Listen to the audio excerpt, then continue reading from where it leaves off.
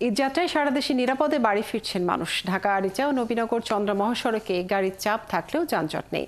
ঢাকা টাঙ্গাইল যমুনা সেতু মহাসড়কেও নেই যানজট। অন্যদিকে পদ্মা সেতু হয়ে নিরাপদে বাড়ি ফিরছে দক্ষিণ পশ্চিমাঞ্চলের 21 জেলার মানুষ। ঢাকা চট্টগ্রাম মহাসড়কেও রয়েছে স্বস্তি। সহকর্মীদের তথ্য ছবিতে প্রতিবেদন। ঢাকা আরিচা ও নবীনগর চন্দ্রা মহাসড়কে গাড়ির চাপ থাকলেও যানজট নেই। সাভারের কাউন্টারগুলোতেও নেই যাত্রীর অতিরিক্ত চাপ। স্বস্তিতেই ঢাকা ছাড়ছেন যাত্রীরা। গাজীপুরে ঢাকা ময়মনসিংহ ও ঢাকা টাঙ্গাইল মহাসড়কের যানবাহনের চাপ কিছুটা বেড়েছে, তবে সড়কে ভোগান্তি নেই। কিন্তু কোথাও কোথাও ভাড়া বেশি নেওয়ার অভিযোগ রয়েছে যাত্রীদের।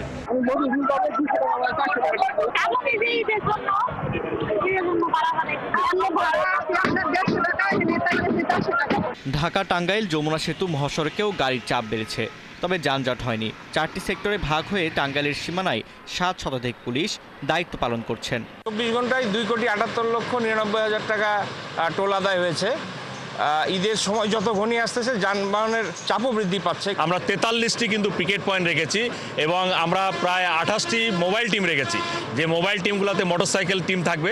অন্যদিকে পদ্মা সেতু হয়ে নিরাপদে বাড়ি ফিরছেন দক্ষিণ পশ্চিমাঞ্চলের 21 জেলার মানুষ। মুন্সিগঞ্জ জেলা অতিরিক্ত পুলিশ সুপার ফিরোজ কবির জানান, জেলা জুড়ে 4 শতাধিক পুলিশ মোতায়েন রয়েছে। আমাদের রেকার রয়েছে, যদি রাস্তায় কোনো ধরনের গাড়ি অকেজো হয়ে যায় তাতে ইমিডিয়েটলি আমরা যাতে সেটা অপসারণ করতে পারি সে ব্যবস্থা রাখা হচ্ছে। আবার ঢাকা চট্টগ্রাম মহাসড়কে কুমিল্লার 90 কিলোমিটার অংশে যানজট নেই, তবে চালকরা বলছেন যানবাহনের চাপ বাড়বে। আগের বারে নিচ্ছি আর কমলাপুর থেকে আসছি, খুব রুট ক্লিয়ার, কোনো রোডে কোনো যানজট নাই, কোনো চাঁদাবাজি নাই। না, কোনো যানজট নাই, যানজট নাই। বৃহস্পতিবার সকাল থেকে মানিকগঞ্জের পাটুরিয়া ফেরিঘাটে দক্ষিণ পশ্চিমাঞ্চলের 21 জেলায় যাতায়াতকারী যাত্রী ও যানবাহনের চাপ কিছুটা বেড়েছে, তবে পারাপারে দুর্ভোগ না থাকায় ঘাটে এখনও স্বস্তি রয়েছে। ফারদিন নীরব, 71। ঢাকা টাঙ্গাইল যমুনা সেতু মহাসড়কে যানবাহনের চাপ বেড়েছে, তবে এখনো যানজট তৈরি হয়নি। এ বিষয়ে আরো জানাতে আমাদের সাথে যুক্ত হচ্ছেন সহকর্মী এম এ রাজ্জাক। রাজ্জাক, মহাসড়কে আইনশৃঙ্খলা বাহিনীর উপস্থিতি কেমন দেখছেন এই মুহূর্তে, এবং কোথাও কোনো ধরনের ভোগান্তির খবর পেয়েছেন কিনা এখন পর্যন্ত?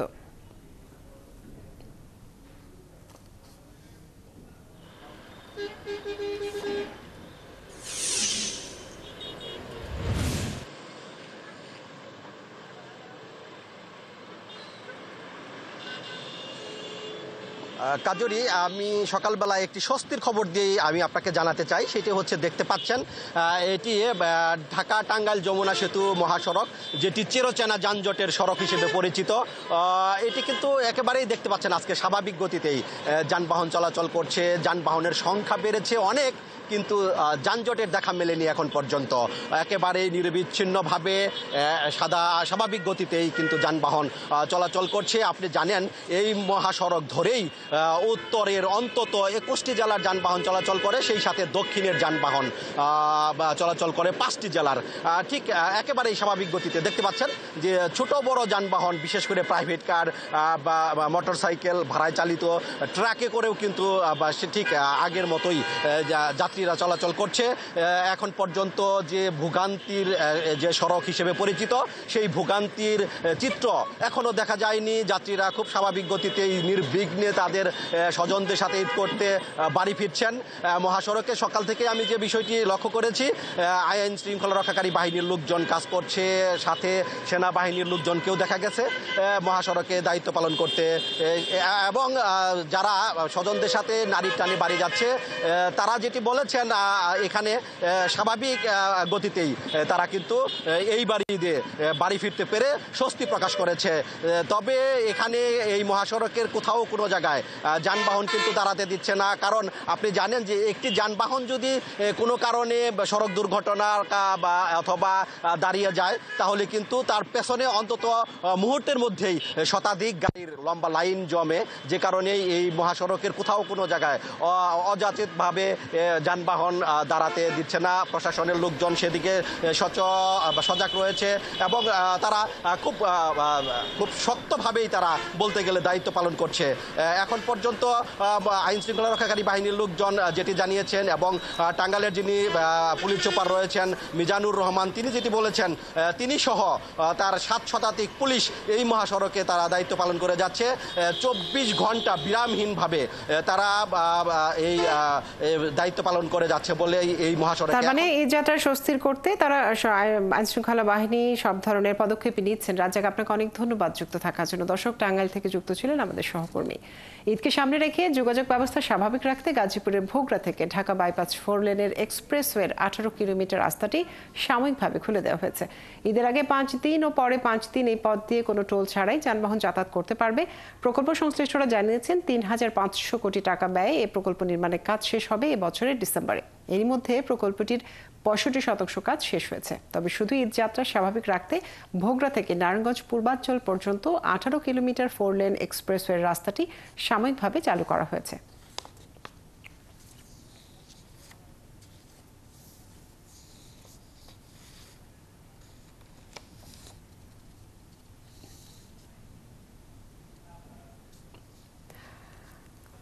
গাজীপুরে ঢাকা ময়মনসিংহ ও ঢাকা টাঙ্গাইল মহাসড়কে যানবাহনের চাপ বেড়েছে কয়েক গুণ। চাপ বাড়লেও মহাসড়কে যানবাহন চলাচল স্বাভাবিক রয়েছে। মহাসড়কের নিরাপত্তা রক্ষায় পুলিশ ও স্বেচ্ছাসেবক শিক্ষার্থীরাও কাজ করছে। সেখানকার খবর জানবো আমরা। আমাদের সাথে এর মধ্যে যুক্ত হয়েছেন সহকর্মী ইকবাল আহমেদ সরকার।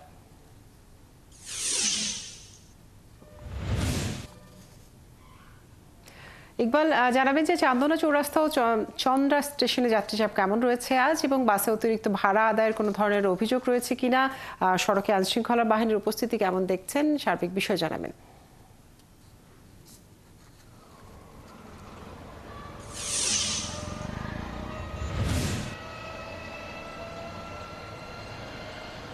যদি ঢাকা ময়মনসিংহ মহাসড়কের চান্দনা চৌরাস্তা এবং ঢাকা টাঙ্গাইল মহাসড়কের চন্দ্রা ত্রিমোড় এই দুটি জায়গায় যাত্রীদের অনেক সংখ্যা রয়েছে।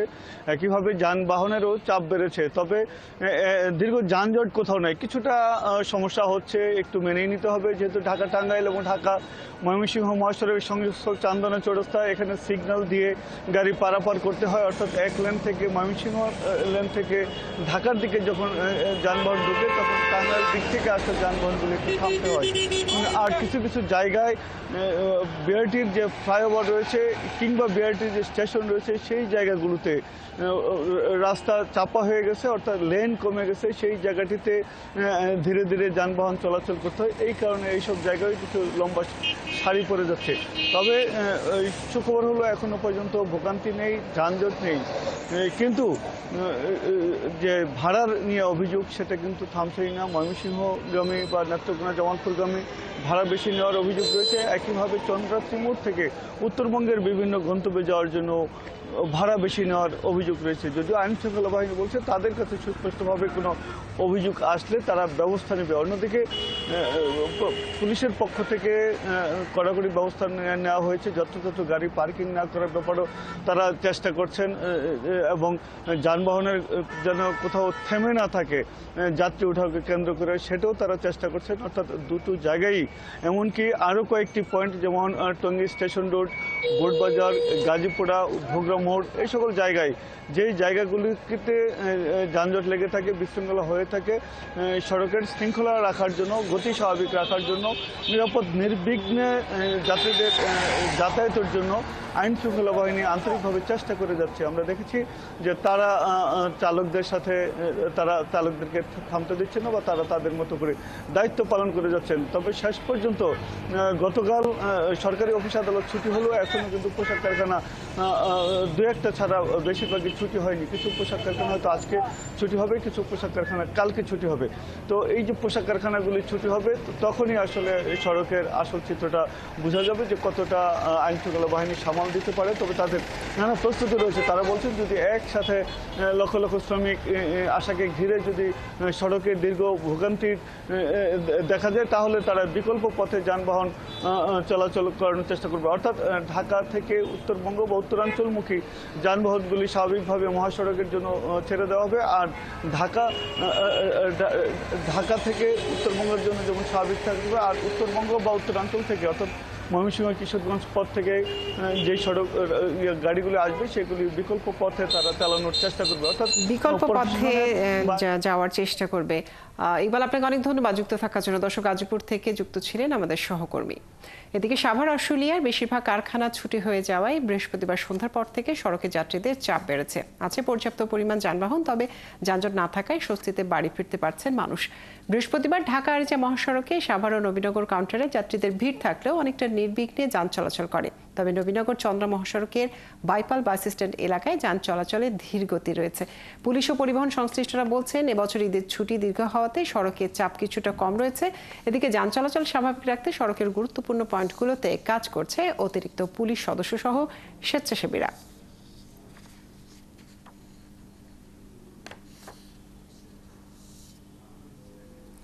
সিলেট থেকে এবারের ঈদ যাত্রায় ভোগান্তি নেই বলছেন যাত্রীরা। ঘরে বসে অনলাইনে ট্রেনের টিকিট পেতে ঝামেলা হয়নি বলছেন তারা।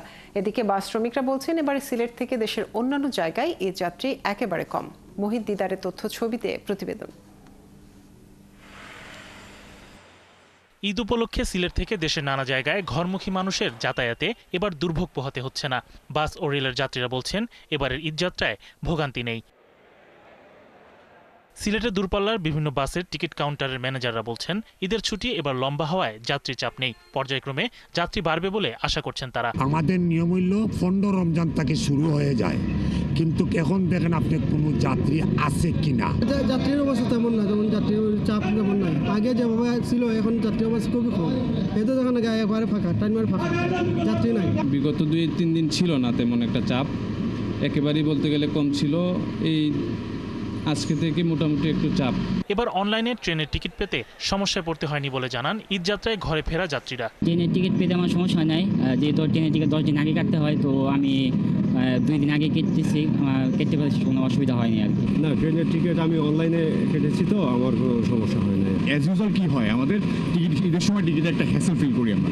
এবার মাশাআল্লাহ আমরা ঈদটা ভালোই, টিকিটের জন্য ভালো হয়েছে, আমরা অ্যাজ ইউজুয়াল সুন্দরভাবে যেতে পারছি।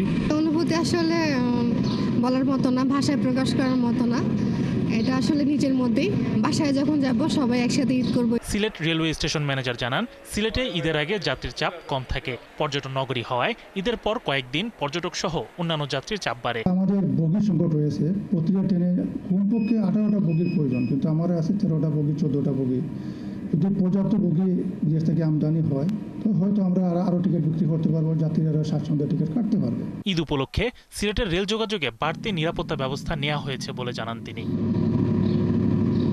শরীফ আজাদ প্রীতম, ৭১। 5 বছরের নির্মাণ কাজ শেষ না হওয়ায় শরীয়তপুরের প্রেমতলা এলাকার কোটাপাড়া সেতু দিয়ে ঝুঁকি নিয়ে চলছে যানবাহন। স্থানীয়রা বলছেন, বেশি ওজনের পণ্য নিয়ে ট্রাক চলাচল করায় যে কোনো মুহূর্তে দুর্ঘটনার শঙ্কা তৈরি হয়েছে। এদিকে ঝুঁকিপূর্ণ ঘোষণা করা সেতুটির পাশ দিয়ে আরেকটি সেতু নির্মাণের কাজ গত বছর শেষ হওয়ার কথা থাকলেও জমি অধিগ্রহণ জটিলতায় এখনও তা সম্ভব হয়নি। এতে দুর্ভোগে এলাকাবাসী। শহীদুল ইসলাম পাইলটের তথ্য ছবিতে প্রতিবেদন। শরীয়তপুর জেলা শহর থেকে মাত্র 2 কিলোমিটার দূরে প্রেমতলার কোটাপাড়া সেতু নির্মাণ হয় 3 দশকেরও আগে। কয়েকবার সংস্কার কাজ করলেও 2020 সালে সেতুটি ঝুঁকিপূর্ণ ঘোষণা করে সড়ক বিভাগ। পদ্মা সেতু চালুর পর শরীয়তপুর ঢাকা রুটে যানবাহন আর যাত্রীর চাপ বেড়ে যায় কয়েক গুণ। তাই ঝুঁকিপূর্ণ সেতুর কথা মাথায় রেখে পাশেই 2021 সালে আরেকটি নতুন সেতু তৈরির উদ্যোগ নেয় সড়ক বিভাগ। 5 টনের বেশি পণ্য বহনে নিষেধাজ্ঞা থাকলেও পদ্মা সেতু চালু হওয়ায় তা মানছে না কেউ। এতে বড় কোনো দুর্ঘটনার শঙ্কায় যানবাহন চালক সহ স্থানীয়রা। যে কোনো সময় এই ব্রিজটা ভেঙে পড়ে যেতে পারে, আমাদের জীবনে ঝুঁকি নেই, আমরা ব্রিজের উপর থেকে গাড়ি চালাই ভাই। অনেক ঝুঁকিতে থাকে, যেমন 2টা গাড়ি উঠলে মনে করেন ব্রিজ কাঁপতে থাকে, ভয় থাকে, আতঙ্ক থাকে। এই ব্রিজ তো অনেক বছর আগের করা, এটা হলো খুব দুর্বল হয়ে গেছে। এটার উপর যেই রিক্সে যায়, খুব ভয়াবহ রিক্স। একটা প্রাইভেট কার গেলে একটা প্রাইভেট কার যাইতে পারে না, এই কারণে আমাকে ডিউটিটা কপায় এবং গাড়ি করে আমরা ফিরিয়ে রাখি। সড়ক ও জনপথ বিভাগের নির্বাহী প্রকৌশলী জানান, সেতুটির কাজ 2023 সালে শেষ হওয়ার কথা থাকলেও জমি অধিগ্রহণ জটিলতায় নতুন করে 2026 সালের জুন পর্যন্ত সময় দেওয়া হয়েছে। তবে এবছরের মার্চ এপ্রিলের মধ্যে সড়কটি যানবাহন চলাচলের জন্য খুলে দেওয়া যাবে। আমরা জনদুর্ভোগ কমানোর জন্য সর্বাত্মক চেষ্টা করছি। ঠিকাদারকে তাগাদা দিয়ে আমরা চেষ্টা করছি যত দ্রুত সম্ভব সেতুটি যানবাহন চলাচলের জন্য যাতে চালু করে দেওয়া যায়। নতুন সেতুটি দ্রুত যান চলাচলের জন্য উপযোগী করে দুর্ভোগ কমানোর দাবি শরীয়তপুরের 4 উপজেলার মানুষের। শরীফ আজাদ প্রীতম, ৭১। দর্শক, এই বিষয়ের বিস্তারিত জানাতে আমাদের সাথে যুক্ত হচ্ছেন সহকর্মী শহীদুল ইসলাম পাইলট।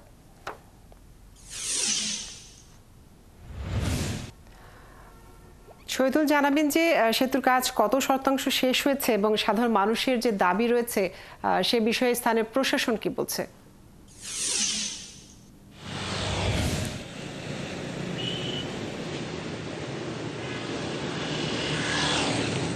হ্যালো, শরীয়তপুরের যে কোটাপাড়া সড়কটি খুবই ঝুঁকিপূর্ণ। এই সড়কটি দিয়ে অনেক হাজার হাজার লোকজন ঢাকা শহরে যাতায়াত করে। তো একমাত্র এই সেতুটি খুবই ঝুঁকিপূর্ণ। 2020 সালে এটাকে ঝুঁকিপূর্ণ ঘোষণা করেছে সড়ক ও জনপদ নির্বাহী প্রকৌশলী। 5 টনের অধিক এখানে এই ব্রিজটির উপর দিয়ে নেওয়া যাবে না। তারপরে ওই 2021 সাল থেকেই 190 মিটার একটি সেতু নির্মাণ হয়। নির্মাণের কাজ প্রায় শেষ হয়ে গেল, শুধুমাত্র জমির অধিগ্রহণের কারণে অ্যাপ্রোচের কাজ কমপ্লিট হতে পারতেছে না। তো সেই ক্ষেত্রে আমি সড়ক জনপদ নির্বাহী প্রকৌশলীর সাথে কথা বলেছি। তিনি বলেছে যে প্রায় কাজ হয়ে গেছে, এখন 2-1 মাসের মধ্যেই কাজ হয়ে যাবে।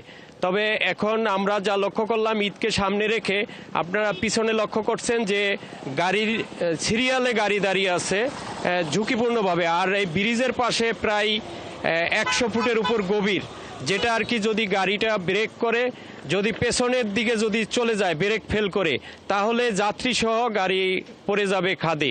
সেই ঝুঁকি নিয়েই চলছে এই ব্রিজটির উপর দিয়া পরিবহন। যেমন মালবাহী ট্রাকগুলো যাচ্ছে, তেমনি যাত্রীবাহী আসছে। তাছাড়া এখানে এটা ফুট ব্রিজের কাজও হচ্ছে, ঝুঁকিপূর্ণভাবে লোকজন যাতায়াতও এটার উপর দিয়ে করছে। তাছাড়া সাথে অটোরিকশা, নসিমন, করিমন যাই আছে সকল যাতায়াত করে এই ইয়ার উপর দিয়ে। আপনি লক্ষ্য করতেছেন যে কিছুক্ষণের মধ্যে কতগুলো গাড়ি যাতায়াত করছে। আর এখন যে ঈদের ঝুঁকি, সেখানে একটা ব্রিজের উপর 3-4টা গাড়ি পর্যন্ত অবস্থান করতে থাকে রানিং অবস্থায়। সেই ক্ষেত্রে এটা আরও বেশি ঝুঁকিপূর্ণ হয়ে পড়েছে। আর আমার এই পাশেই দেখতে পাচ্ছেন যে ব্রিজটির দণ্ডায়মান আছে, যেটা শুধু অ্যাপ্রোচের কাজ বাকি রয়েছে। অ্যাপ্রোচের কাজ হয়ে গেলে এটা সচল হয়ে যাবে। আর যেই ব্রিজটি ঝুঁকিপূর্ণ সেটা খুবই সরু থাকার কারণে এটা আসলে সম্পূর্ণ ঝুঁকি নিয়েই যাতায়াত করতেছে। ঈদের পর্যন্ত যে মানুষজন কিভাবে আসতেছে সেটা মানুষ আল্লাহ আল্লাহ করা ছাড়া কোনো উপায় নাই। আর এটা এমনই ব্যস্ততম সড়ক, আর শরীয়তপুর জেলা শহরেই এই ব্রিজটির অবস্থান রয়েছে, পাশে রয়েছে বিসিক শিল্পনগরী। শহীদুল, আপনাকে অনেক ধন্যবাদ যুক্ত থাকার জন্য। দর্শক, শরীয়তপুরের কোটাপাড়া ব্রিজের দুর্ভোগের কথা জানাচ্ছিলেন আমাদের সহকর্মী। রাজবাড়ীর আলাদিপুর এলাকায় ট্রাক চাপায় বাইসাইকেল চালক 12 বছরের এক শিশু মারা গেছে। স্থানীয়রা জানান, বৃহস্পতিবার সন্ধ্যা 7টার দিকে শিশু তাফসিরুল ইসলাম আলাদিপুর বাজার থেকে বাইসাইকেলে করে বাড়ি ফিরছিল। এ সময় রাজবাড়ী পাসপোর্ট অফিসের সামনে দ্রুতগতির একটি ট্রাক পেছন থেকে তাকে চাপা দিলে ঘটনাস্থলে তার মৃত্যু হয়।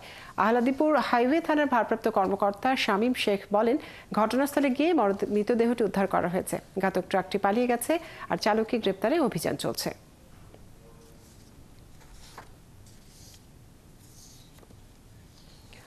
পাবনার ঈশ্বরদীতে ট্রেনের ধাক্কায় নানা বাবুল সর্দার ও নাতি মুনতাহা নিহত হয়েছে। প্রত্যক্ষদর্শীরা জানান, বৃহস্পতিবার সন্ধ্যায় নানা বাবুল সর্দারের সাথে 5 বছর বয়সী মুনতাহা রেল লাইনের ওপর দিয়ে হাঁটছিল। এ সময় ঈশ্বরদী থেকে পাকশির দিকে যাবার পথে একটি ট্রেনের ইঞ্জিন ট্রায়ালের সময় শিশুটি ট্রেনের সামনে চলে গেলে তাকে বাঁচাতে বাবুলও সেখানে যায়। পরে ইঞ্জিনের ধাক্কায় ঘটনাস্থলে তার মৃত্যু হয়। আর আহত মুনতাহাকে ঈশ্বরদী উপজেলা স্বাস্থ্য কমপ্লেক্সে নেওয়া হলে সেখানে চিকিৎসক তাকে মৃত ঘোষণা করেন।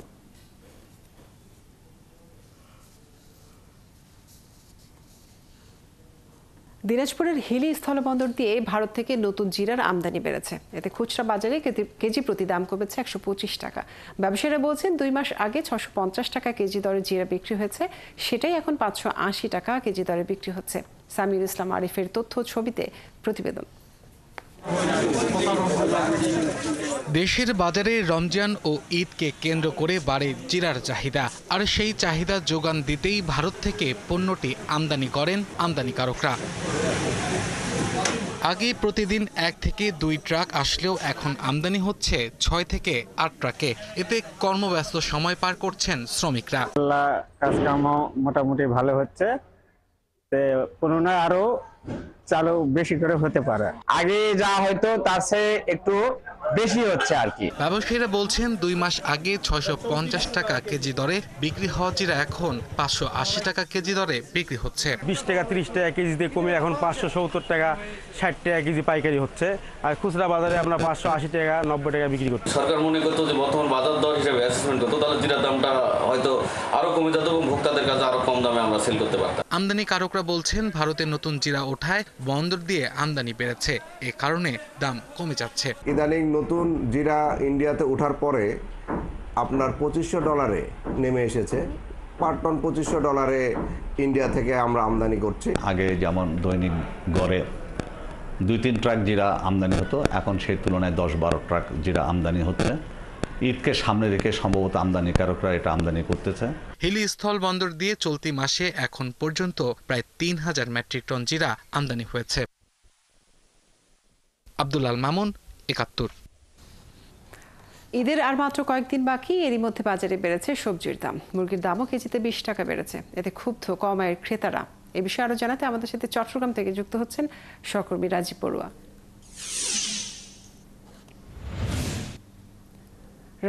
রাজীব, বাজারে সবজি সহ নিত্য পণ্যের দাম কেমন দেখছেন? কোন কোন পণ্যের দাম আজ বাড়তি রয়েছে? বাজার মনিটরিং ব্যবস্থা কেমন রয়েছে? বিস্তারিত জানাবেন।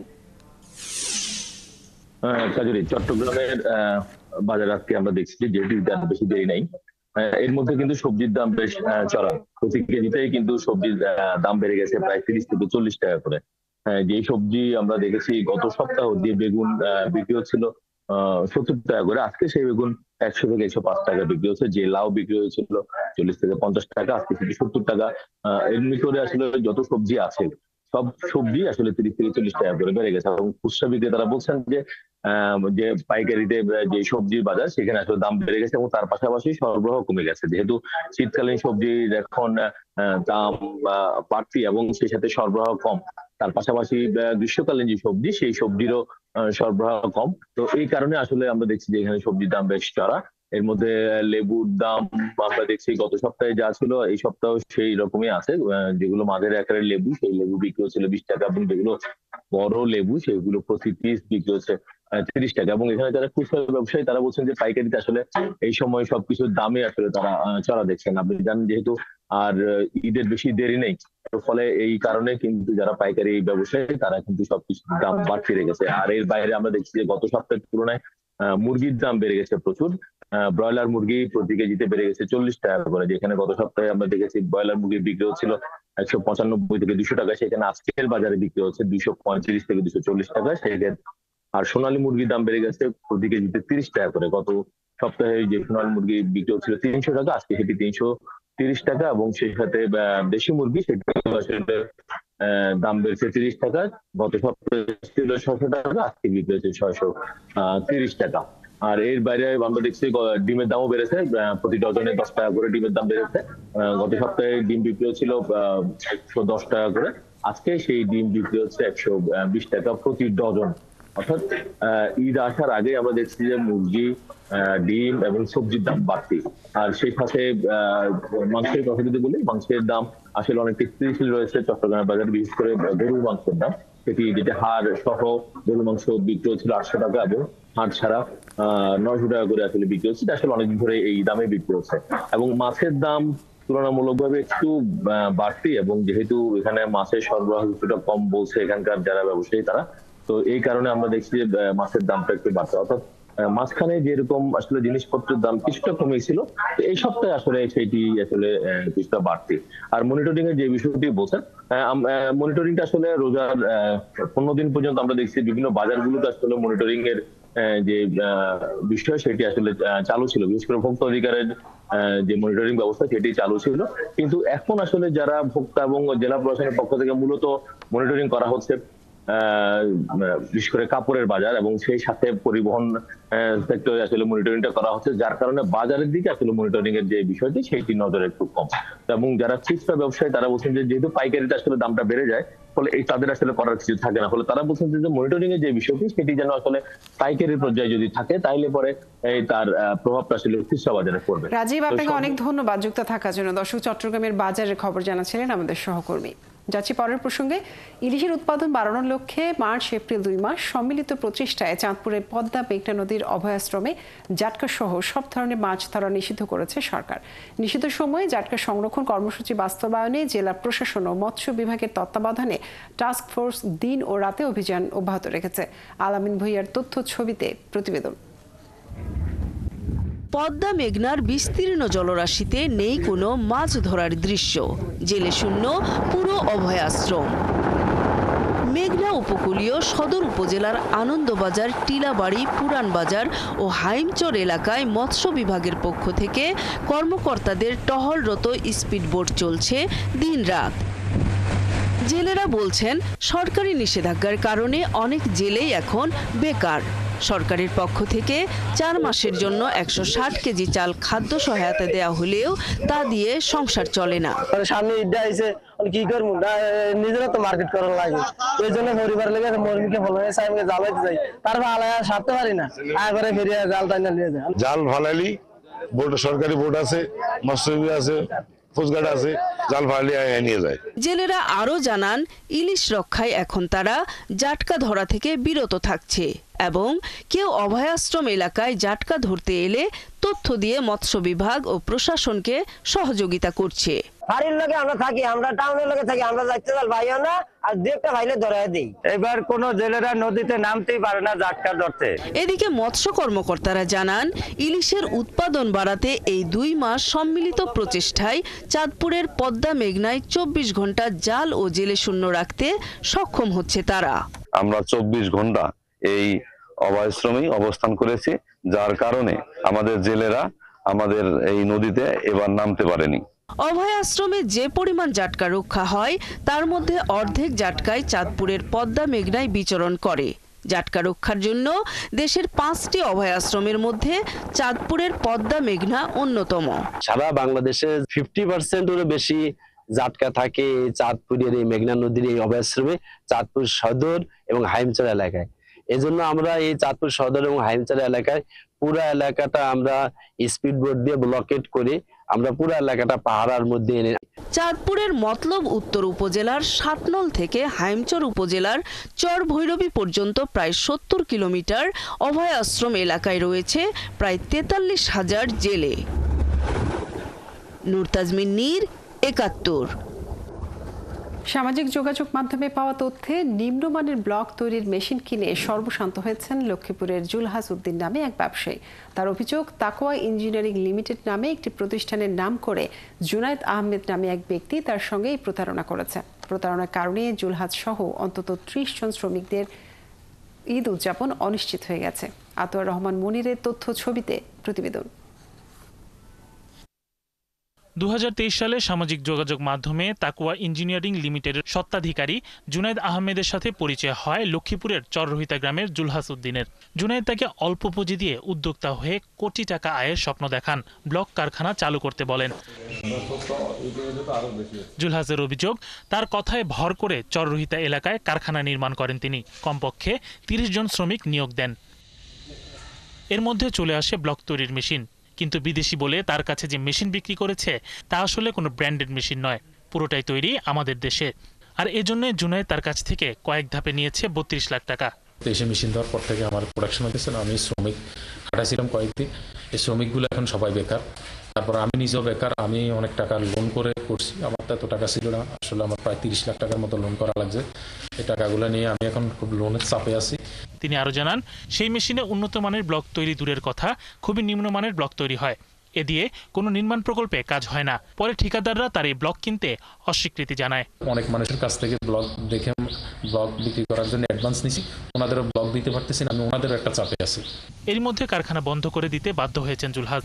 ঈদের আগে শ্রমিকদের পাওনা বকেয়া বেতনও দিতে পারেননি। কোম্পানির একটা মেশিন আনছে দীর্ঘদিন থেকে, এটা চালু হইতেছে না, বারবার আসে ঠিক করে টাকা নেয়। ভালো প্রোডাকশন দিতে পারবে কিন্তু ওনার থেকে টাকা নিছে, আনছে এখানে ব্লক বলে আনছে পর্যন্ত, কিন্তু একদিনও প্রোডাকশন দিতে পারেনি। টাকা কোম্পানির লোক দেয়, আনি ঠিক করে 2 দিন পরে আবার যে এসে এরা একটা বুঝ দিয়ে প্রায় এই মেশিনের দাম 50 লক্ষ টাকা। এ নিয়ে জুলহাস আইন শৃঙ্খলা রক্ষা বাহিনীর সঙ্গে কথা বলেছেন, কিন্তু আশ্বাস পেলেও কোন প্রতিকার পাননি। এদিকে ওয়েবসাইটে পাওয়া ফোন নম্বরে যোগাযোগ করে তথ্য পাওয়া যায় জুনায়েদ আহমেদ গাজীপুর এলাকার বাসিন্দা এবং তাকুয়া ইঞ্জিনিয়ারিং লিমিটেড নামের একটি প্রতিষ্ঠানের সঙ্গে যুক্ত। যোগাযোগ করলে তিনি জানান, ধৈর্য ধরলে সব সমস্যার সমাধান হবে, এর বেশি তিনি আর কিছু বলতে চাননি। শরীফ আজাদ প্রীতম, ৭১। নির্বাচন নিয়ে টালবাহানা নয়, ডিসেম্বরের মধ্যে নির্বাচনের আয়োজন করতে আহ্বান জানিয়েছেন যুক্তরাজ্য বিএনপির সাধারণ সম্পাদক কয়সর এম আহমদ। বৃহস্পতিবার বিকেলে সুনামগঞ্জ জগন্নাথপুর উপজেলার চিলাউড়া হলদিপুর ইউনিয়ন বিএনপি অঙ্গ ও সহযোগী সংগঠনের উদ্যোগে আয়োজিত ইফতার মাহফিলে অন্তর্বর্তীকালীন সরকারকে এই আহ্বান জানান তিনি। এ সময় তিনি আরো বলেন, তারেক রহমান নির্দেশ দিয়েছেন অন্তর্বর্তীকালীন সরকারকে সহযোগিতা করতে। নেতাকর্মীরাও সহযোগিতা করতে চায়, কিন্তু দেশের জনগণের কাছে নির্বাচন নিয়ে শঙ্কা রয়েছে।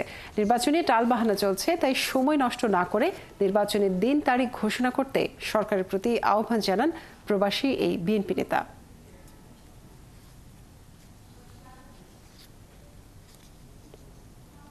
যখনই নির্বাচনের দিন ঠিক হয়ে যাবে, তখনই বাংলাদেশের মানুষের থেকে আস্থা ফিরে পাবে, তখন নির্বাচন হবে। আমরা মনে করি ডিসেম্বরের মধ্যেই নির্বাচন দেওয়ার জন্য আমরা আহ্বান জানাচ্ছি। দ্রব্যমূল্য এখনো মানুষের ক্রয় ক্ষমতার মধ্যে আসেনি, এখনো সিন্ডিকেট রয়ে গেছে বলে অভিযোগ করেছেন বিএনপির যুগ্ম মহাসচিব ও নরসিংদী জেলা বিএনপির আহ্বায়ক খায়রুল কবির খোকন। বৃহস্পতিবার বিকেলে নরসিংদী আন্তঃজেলা বাস টার্মিনালে অসহায়দের মাঝে ঈদ উপহার বিতরণের সময় তিনি এসব কথা বলেন। Narsingdi chamber of commerce and industry আয়োজিত এই অনুষ্ঠানে তিনি আরো বলেন, ৭২% মানুষ এখনো পুষ্টিকর খাবার কিনে খেতে পারে না, ৪২% মানুষ এখনো দরিদ্র সীমার নিচে রয়েছে। এই পরিস্থিতি থেকে উত্তরণের জন্য জনগণের ভোটে নির্বাচিত সরকার প্রয়োজন। তিনি বলেন, মানুষের অর্থনৈতিক মুক্তির জন্য বর্তমান সরকারকে সুষ্ঠু পরিবেশে নির্বাচনের ব্যবস্থা করে দিতে হবে। চেম্বার অব কমার্স অ্যান্ড ইন্ডাস্ট্রির সভাপতি রাশিদুল হাসান রিন্টুর সভাপতিত্বে এ সময় উপস্থিত ছিলেন জেলা বিএনপি যুগ্ম আহ্বায়ক রবিউল ইসলাম রবি সহ অনেকে।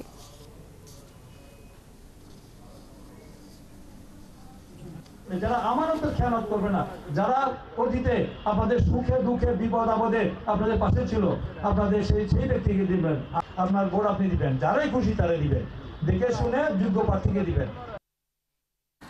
শহীদ প্রেসিডেন্ট জিয়াউর রহমান ও প্রয়াত আরাফাত রহমান কোকর রুহের মাগফিরাত এবং দলীয় চেয়ারপারসন বেগম খালেদা জিয়ার রোগ মুক্তি কামনায় চাঁদপুরে বিএনপির উদ্যোগে অনুষ্ঠিত হয়েছে দোয়া ও ইফতার মাহফিল। বৃহস্পতিবার বিকেলে চাঁদপুর সদরের মৈশাদ ইউনিয়নে এই আয়োজন করা হয়। অনুষ্ঠানে জাতীয়তাবাদী ছাত্রদলের কেন্দ্রীয় সংসদের সাবেক ভারপ্রাপ্ত সভাপতি কামাল উদ্দিন চৌধুরী, জেলা এবং স্থানীয় নেতারা বক্তৃতা করেন। বক্তারা জানান, দেশের জনগণ এখন নির্বাচিত সরকারের প্রয়োজনীয়তা অনুভব করছে, তাই সংস্কারের নামে সময় নষ্ট না করে দ্রুত নির্বাচন দিতে হবে। পরে বিএনপির প্রতিষ্ঠাতা শহীদ রাষ্ট্রপতি জিয়াউর রহমান এবং আরাফাত রহমান কোকর রুহের মাগফিরাত কামনা করা হয়। পাশাপাশি দ্রুত রোগ মুক্তি কামনা করা হয় দলীয় চেয়ারপারসন ও সাবেক প্রধানমন্ত্রী বেগম খালেদা জিয়ার।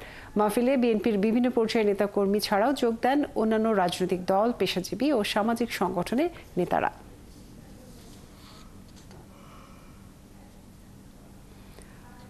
কক্সবাজারের সমুদ্র তীরে অনুষ্ঠিত হয়েছে হিন্দু সম্প্রদায়ের ঐতিহ্যবাহী মহাবারণী পুণ্যস্নান উৎসব ও গঙ্গা পূজা। কক্সবাজার অঞ্চলে যুগের পর যুগ ধরে চলে আসা এই উৎসব পরিণত হয় হাজারো মানুষের মিলন মেলায়। পাপ মুক্তির পাশাপাশি পুণ্য লাভের আশায় সমাবেত হয়েছেন হিন্দু সম্প্রদায়ের মানুষ। এছাড়া প্রয়াতদের স্মরণে সাগর পাড়ে তর্পণ সহ নানা ধর্মীয় আচার অনুষ্ঠান পালন করেছেন পুণ্যার্থীরা। কামরুল ইসলাম মিন্টুর প্রতিবেদন। বৃহস্পতিবার সকাল থেকেই সনাতন ধর্মাবলম্বী হাজারো মানুষের ঢল নামে কক্সবাজার সৈকতের কবিতা চত্বর পয়েন্টে। অতীতের পাপ থেকে মুক্ত হওয়ার পাশাপাশি পুণ্য লাভের আশায় কেউ সমুদ্রের নোনাজলে সমুদ্র স্নানে নামেন, আর কেউ পূর্বপুরুষদের আত্মার সদ্গতির জন্য লালন করেন তর্পণ সহ ধর্মীয় আচার। বেলা যত গড়ায় মানুষের ভিড় তত বাড়ে সৈকতে। মহাবারণী পুণ্যস্নান উৎসব ও গঙ্গা পূজা উপলক্ষে উচ্ছ্বাসে মাতেন ভক্ত ও পুণ্যার্থীরা। জেলা শহর ছাড়াও আশপাশের উপজেলা এবং দক্ষিণ চট্টগ্রামের বিভিন্ন এলাকার লোকজন এই উৎসবে সামিল হন। প্রতি প্রতি বছর চৈত্র মাসের শতভিষা নক্ষত্রযুক্ত মধুকৃষ্ণা ও ত্রয়োদশীতে এই স্নান অনুষ্ঠিত হয়। এই স্নানের মাধ্যমে অসীম পুণ্য অর্জন হয় বলে বিশ্বাস ভক্তদের। আজকে 7 মোহনার পানি আমাদের এই বঙ্গোপসাগরে আসবে। ভগবান অনেক অনেক কৃপা করছে আজকের স্নানের উদ্দেশ্যে, যার কারণে আমরা সবাই মিলে আজকে স্নানটা করি। বারোসার হয় এটা আমাদের মানে একটা পুণ্য অর্জন করতে পারি। আমরা প্রতি বছর আসলে এটা যতবার আসে ততবার আমরা এটা একটা পুণ্যের জন্য সবার স্নান করতে আসে। এটা বারণী এই স্নানের মধ্যে আজকে যে মানে যারাই স্নান করবে মানে ওটা আমাদের ধর্মের মধ্যে বলা আছে যে গঙ্গা স্নান করলে পাপ মুক্ত হয়। সকালে নামছি শুধু গঙ্গা স্নান করার জন্য, আসার জন্য। এই উপলক্ষে আমার অনেক ভালো লাগতেছে। সরকারিভাবে আমাদেরকে ভালো সাপোর্ট দিয়েছে এবং এখনো পর্যন্ত কোনো ধরনের বিক্রিকর ঘটনা হয় নাই। হিমালয় কন্যা গঙ্গার আরেক নাম হলো বারুণী। বারুণী স্নান বলতে গঙ্গা স্নানেরই প্রতিরূপ বলে মনে করেন ভক্তরা। আর এই স্নানকে ঘিরে তাই ভক্তদের জন্য থাকে নানা ব্যবস্থা। আমাদের মধ্যে এখানে যে সাম্প্রদায়িক সম্প্রীতি বিরাজমান ঐতিহ্য কৃষ্টি সংস্কৃতি আমরা পরস্পর ধরে রেখেছি এবং সবচেয়ে আনন্দের বিষয় আমরা জেলা প্রশাসন, পুলিশ সুপার, প্রতিটি রাষ্ট্রের যে আমাদের সম্প্রীতির সমন্বয় ছিল সেটা আমরা এবারও পেয়েছি। কক্সবাজার অঞ্চলে শত বছর ধরে চলে আসে পুণ্যস্নান উৎসব ও ধর্মীয় রীতি ঘিরে লক্ষাধিক সনাতন ধর্মাবলম্বী ভিড় করেন সৈকতে।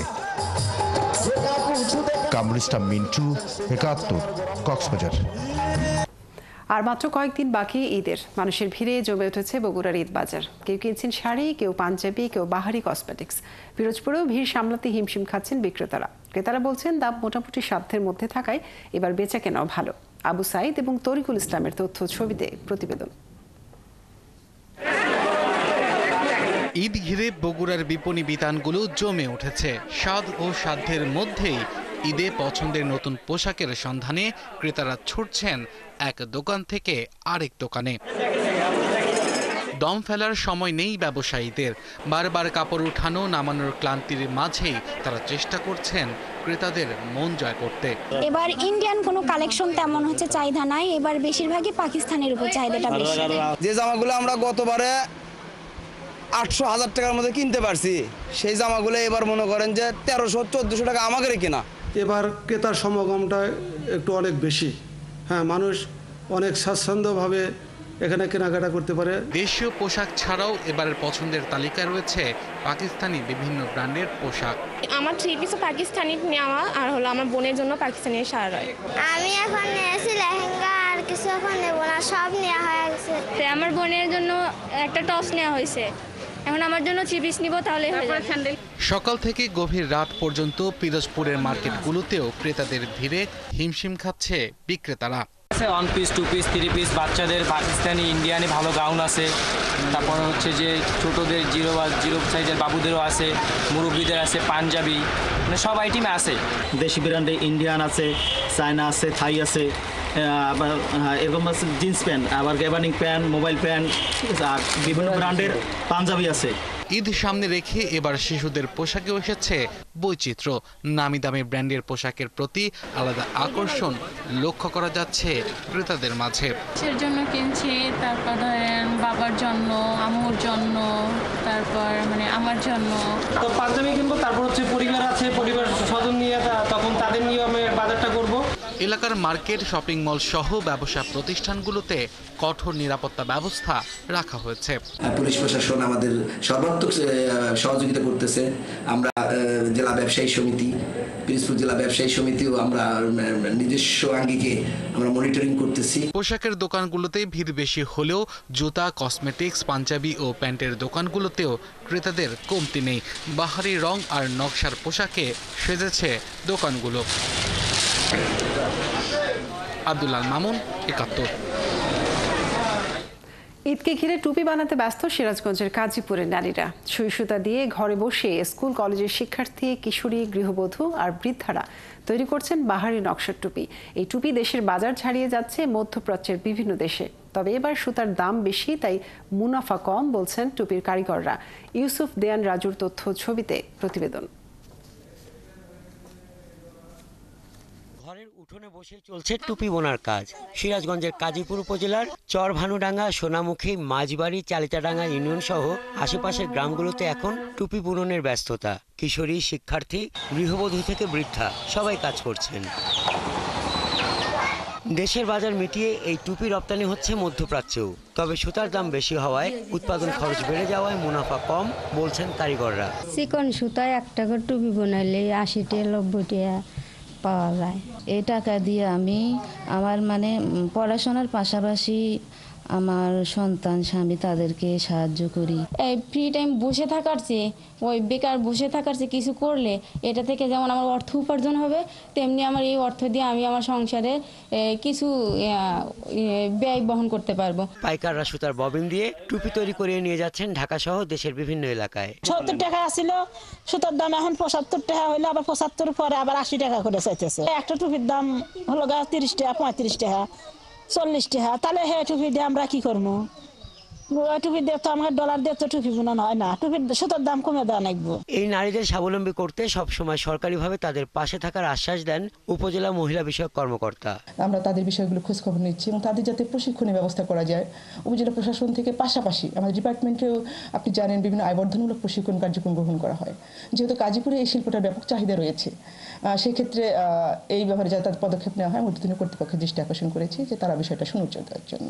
আর সহজ শর্তে ঋণ দিয়ে এই টুপি শিল্পকে আরও এগিয়ে নিতে চায় উপজেলা প্রশাসন। আমাদের পল্লী সঞ্চয় ব্যাংক, যুব উন্নয়ন অধিদপ্তর, মহিলা বিষয়ক অধিদপ্তর যে ক্ষুদ্র ঋণের ব্যবস্থা আছে সেগুলো দেওয়ার ব্যবস্থা করব। আর টুপি তৈরির ট্রেনিং তো আর সরকারি কোনো ট্রেনিং নেই, এটা আমরা উপজেলা পরিষদ থেকে ব্যবস্থা করার চেষ্টা করব। মাসে একজন নারী 20 থেকে 30টি টুপি তৈরি করে আয় করেন গড়ে 1 থেকে 4 হাজার টাকা। রমজানের 1 মাসে এই পরিমাণ বাড়ে। হাসান আহমেদ, ৭১। বিএনপির ভারপ্রাপ্ত চেয়ারম্যান তারেক রহমানের নির্দেশনায় ফরিদপুরে দুস্থ ও অসহায়দের মাঝে ঈদ উপহার বিতরণ করা হয়েছে। বিএনপির মহিলা দলের কেন্দ্রীয় কমিটির যুগ্ম সম্পাদক চৌধুরী নায়াব ইউসুফ বৃহস্পতিবার সদর উপজেলার অম্বিকাপুর ও গোপালবাগে 8 শতাধিক মানুষের মধ্যে ঈদ সামগ্রী বিতরণ করেন। এর আগে ফরিদপুর পৌরসভার 4 নম্বর ওয়ার্ড বিএনপির আয়োজনে তেঁতুলতলায় 400 নারী পুরুষের হাতে শাড়ি ও লুঙ্গি তুলে দেন তিনি। এ সময় তিনি আরো বলেন, তারেক রহমানের নির্দেশে ঈদ উপহার বিতরণ করা হচ্ছে। অনুষ্ঠানে 4 নম্বর ওয়ার্ড বিএনপি সভাপতি ফরহাদ মাতব্বরের সভাপতিত্বে অন্যদের মধ্যে বক্তব্য রাখেন মহানগর বিএনপির আহ্বায়ক AFM কায়েম জঙ্গি, সদস্য সচিব মিরাজ হোসেন, কোতোয়ালি থানা বিএনপির আহ্বায়ক রঞ্জন চৌধুরী সহ অনেকে।